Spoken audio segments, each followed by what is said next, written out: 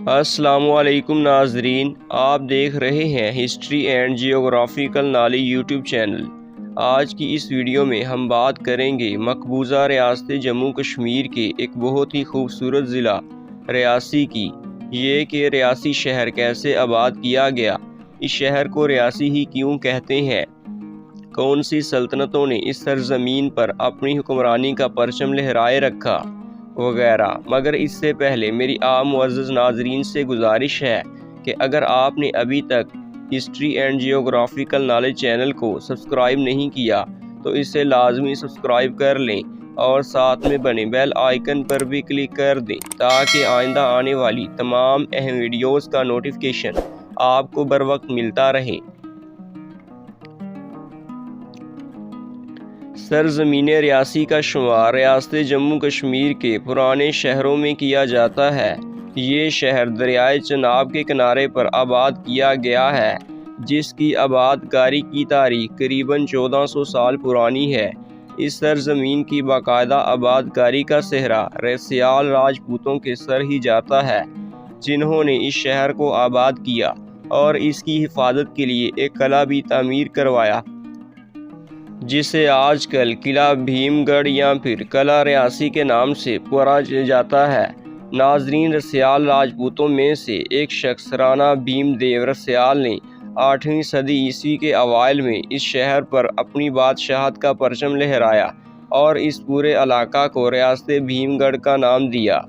اس شہر کی عظمت کا اندازہ یہاں پر موجود قلعہ بھیم گڑھ سے ہی لگایا جا سکتا ہے، جو کہ فن تعمیر کی ایک عمدہ مثال ہے۔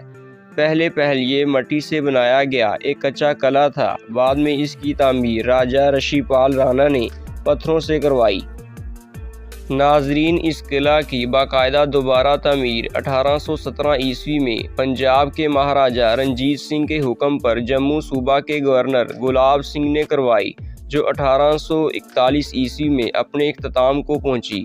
تاریخ میں یہ قلعہ جموں ریجن کا ایک مضبوط ترین قلعہ سمجھا جاتا رہا ہے۔ اس سرزمین پر کتنی ہی سلطنتوں نے اپنی بادشاہت کا پرچم لہرائے رکھا، ان میں مغلیہ سلطنت اور ڈوگرا سلطنت کے نام قابل ذکر ہیں۔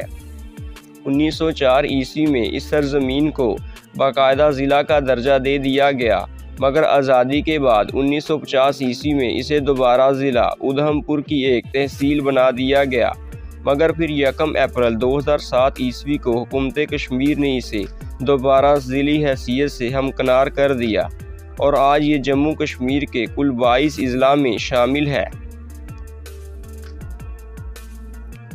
شہر ریاسی کا سب سے پرانا نام بھیم گڑھ رسیال تھا، جس کی بنیاد راجہ بھیم دیو رسیال نے رکھی، مگر بعد میں جب راجہ رسپال نے اپنے دارالحکومت کو باجالٹا سے اس قصبہ میں شفٹ کیا تو اس پورے قصبہ نما شہر کو رسیال سے بدل کر رسیالسی کا نام دیا گیا، جو بعد میں زبان زد عام ہوتے ہوئے رسیالسی سے ریاسی میں تبدیل ہو گیا اور آج ریاسی کے نام سے ہی پورے کشمیر خطے میں مشہور ہے۔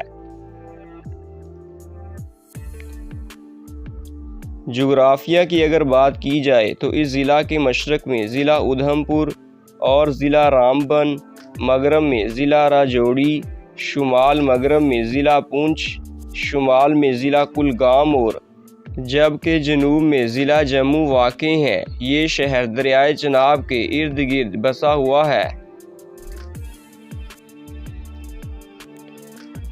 ناظرین، ضلع ریاسی جموں ڈویژن کے کل 10 اضلاع میں سے ایک اہم ضلع ہے۔ اس ضلع کو 1 اپریل 2007 عیسوی میں باقاعدہ طور پر علیحدہ ضلعی حیثیت سے نوازا گیا۔ انتظامی طور پر حکومت کشمیر نے اس ضلع کو 9 تحصیلوں اور 22 نیابتوں میں تقسیم کر رکھا ہے۔ ان تحصیلوں کے نام کچھ اس طرح سے ہیں: تحصیل ریاسی، تحصیل پونی، تحصیل کٹرا، تحصیل بھومگ، تحصیل ارناس، تحصیل تھرو، تحصیل چسنا، تحصیل ٹھاکرا کوٹے اور تحصیل مہور۔ رقبہ کی اگر بات کی جائے تو یہ ضلع ریاست جموں کشمیر میں 1719 مربع کلومیٹر کے اندر تک پھیلا ہوا ہے۔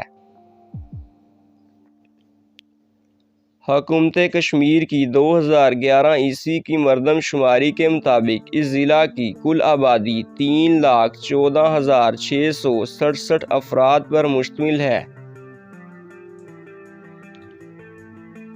ناظرین، ضلع ریاسی کے لوگوں کی مادری زبان کشمیری اور ڈوگری ہے۔ دیگر زبانوں میں گوجری، اردو اور پنجابی بھی بولی اور سمجھی جاتی ہیں۔